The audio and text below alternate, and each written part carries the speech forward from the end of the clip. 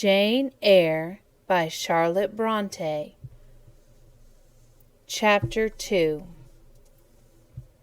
I resisted all the way, a new thing for me, and a circumstance which greatly strengthened the bad opinion Bessie and Miss Abbott were disposed to entertain of me. The fact is, I was a trifle beside myself, or rather out of myself, as the French would say. I was conscious that a moment's mutiny had already rendered me liable to strange penalties, and like any other rebel slave, I felt resolved in my desperation to go all lengths. "Hold her at arms, Miss Abbott, she's like a mad cat." "For shame, for shame!" cried the lady's maid. "What shocking conduct, Miss Eyre, to strike a young gentleman, your benefactress's son, your young master." "Master! How is he my master? Am I a servant?" "No, you are less than a servant, for you do nothing for your keep. There, sit down and think over your wickedness." They had got me by this time into the apartment indicated by Mrs. Reed, and had thrust me upon a stool. My first impulse was to rise from it like a spring. Their two pair of hands arrested me instantly.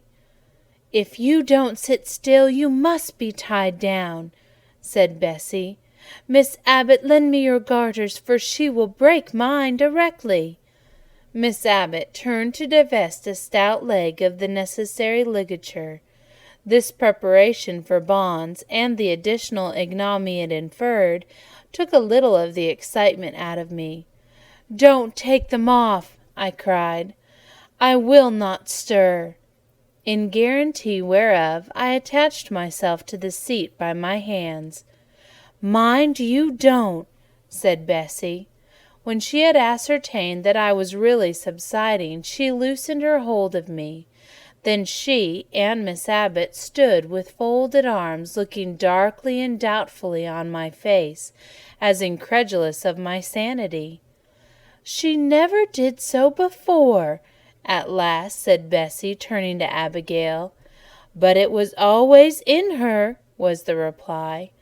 "I've told Mrs. often my opinion about the child, and Mrs. agrees with me. She's an underhanded little thing. I never saw a girl of her age so much cover."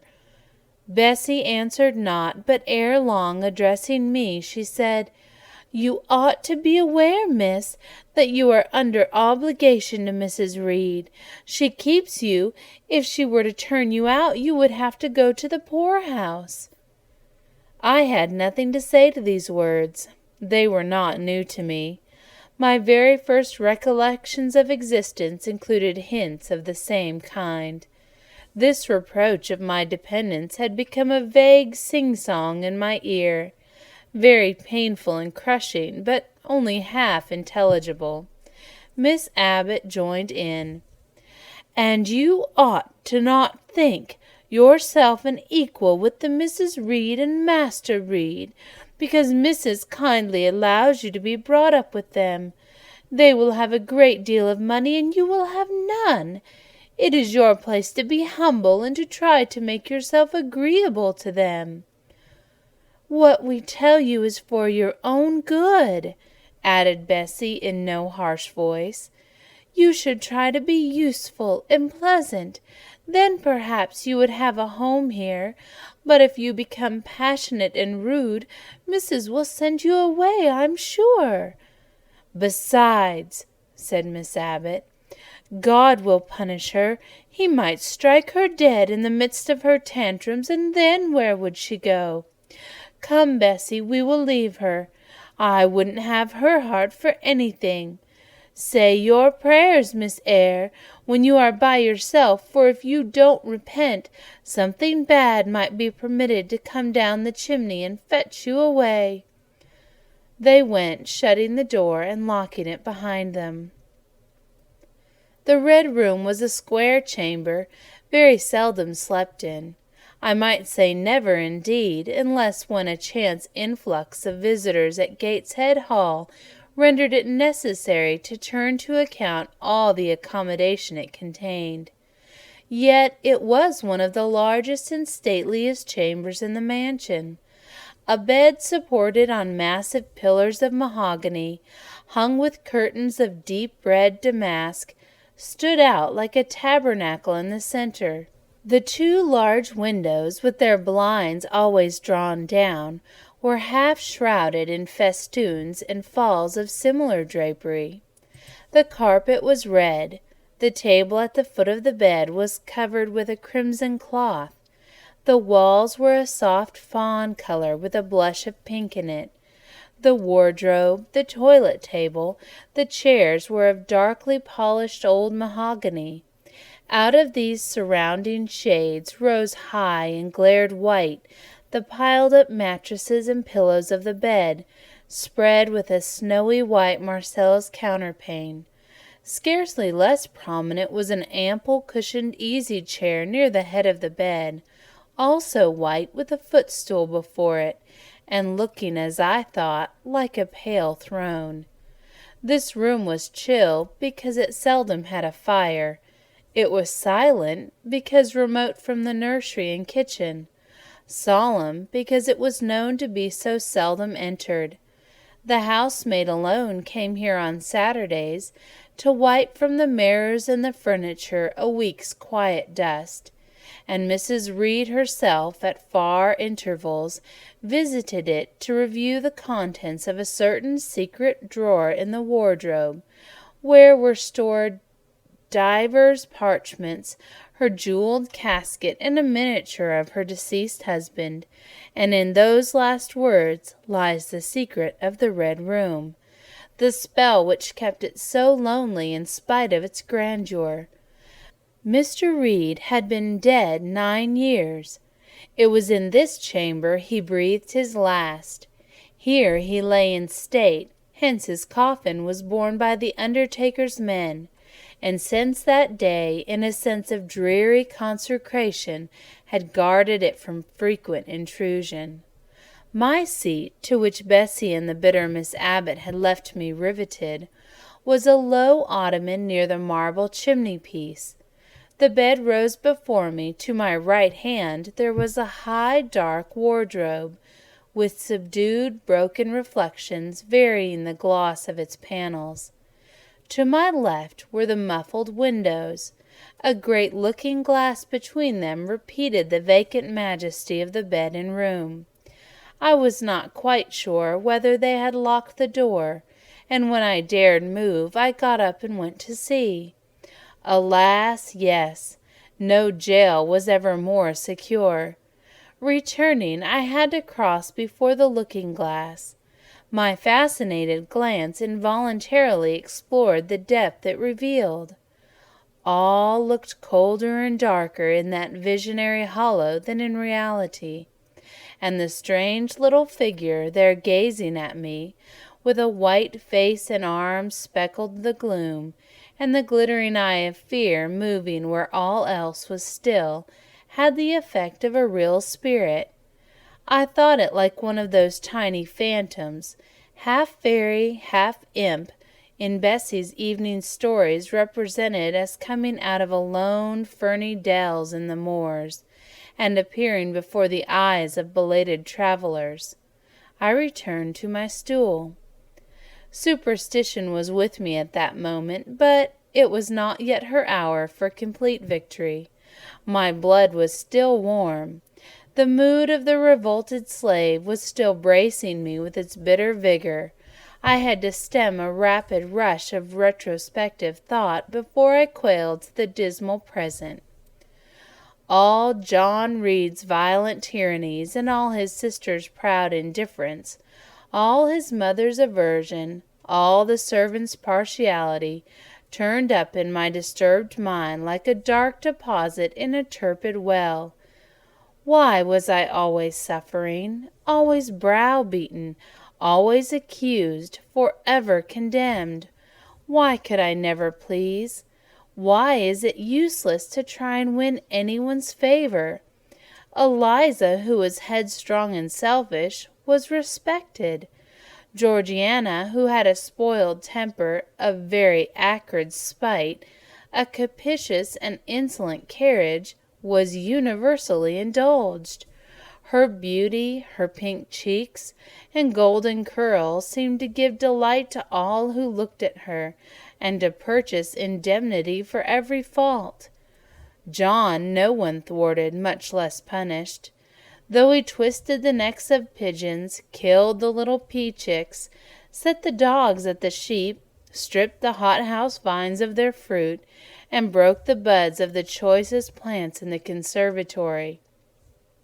He called his mother old girl, too, sometimes reviled her for her dark skin similar to his own, bluntly disregarded her wishes, not unfrequently tore and spoiled her silk attire, and he was still her own darling. I dared commit no fault.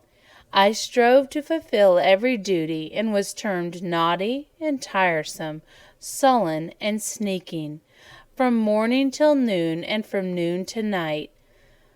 My head still ached and bled with the blow and the fall I had received. No one had reproved John for wantonly striking me, and because I had turned against him to avert farther irrational violence, I was loaded with general opprobrium.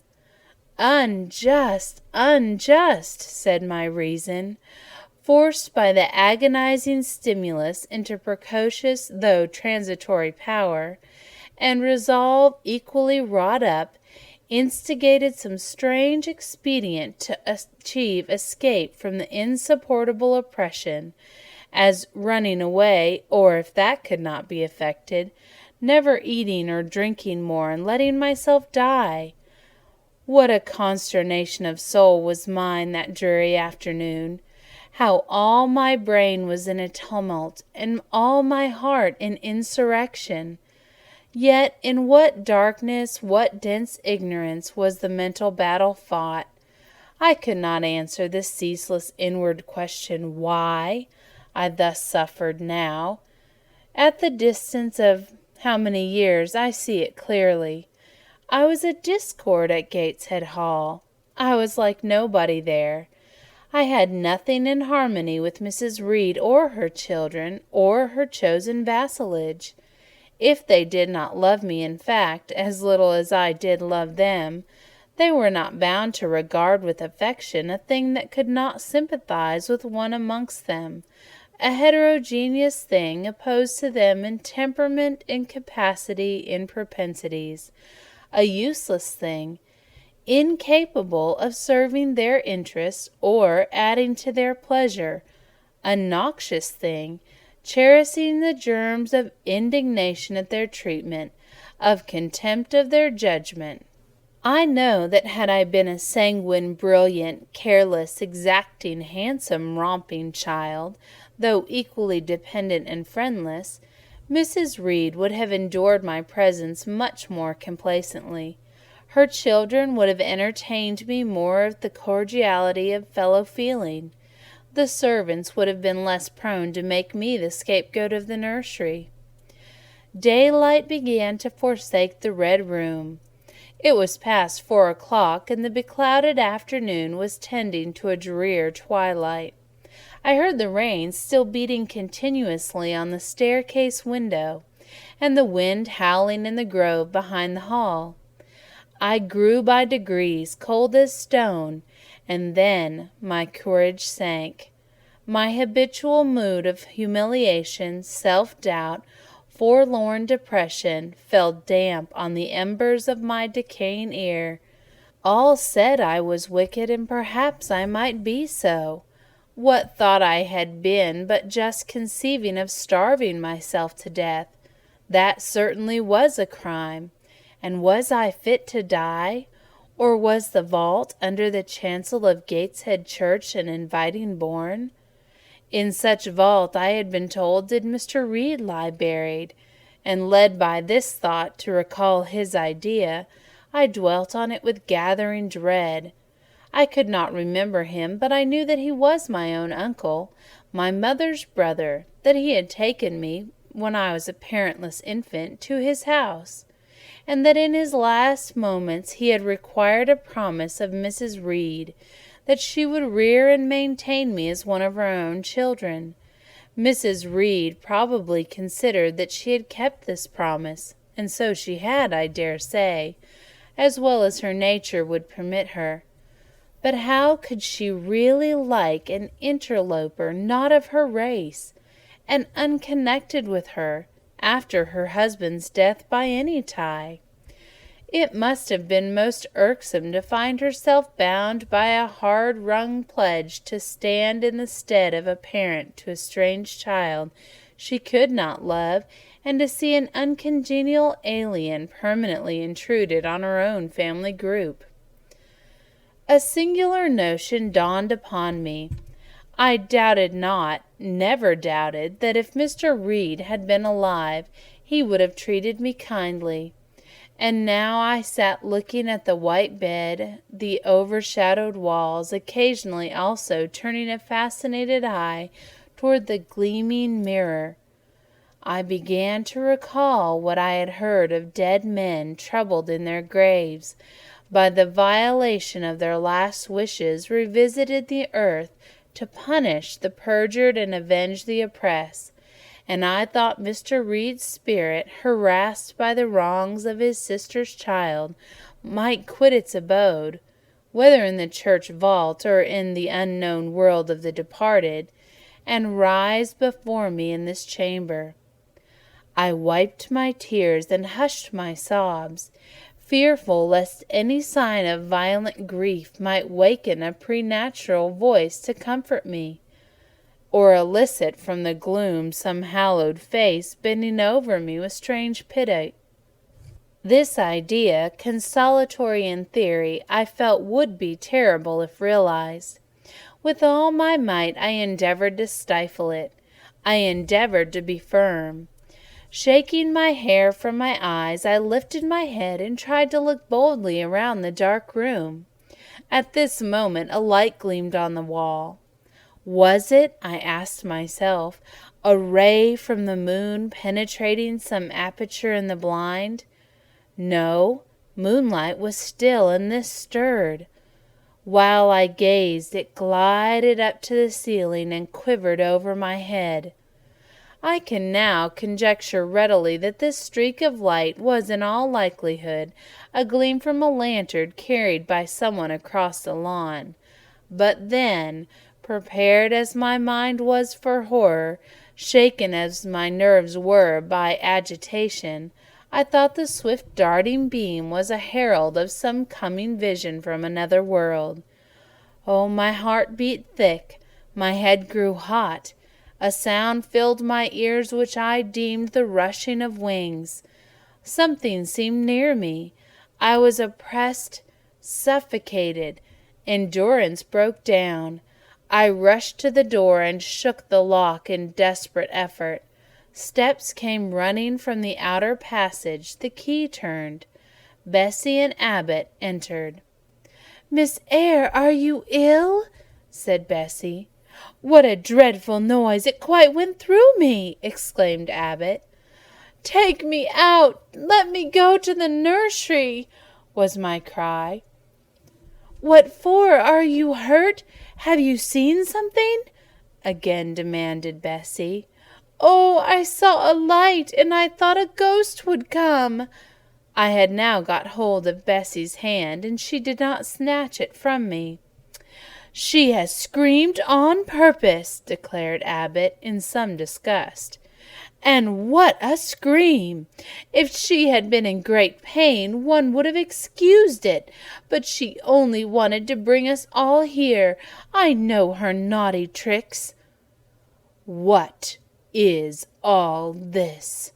demanded another voice peremptorily, and Mrs. Reed came along the corridor, her cap flying wide, her gown rustling stormily. "Abbot, Bessie, I believe I gave orders that Jane Eyre should be left in the Red Room till I came to her myself." "Oh, Miss Jane screamed so loud, ma'am," pleaded Bessie. "Let her go," was the only answer. "Loose Bessie's hand, child. You cannot succeed in getting out by these means, be assured. I abhor artifice, particularly in children.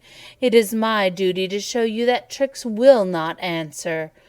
You will now stay here an hour longer, and it is only on condition of perfect submission and stillness that I shall liberate you then."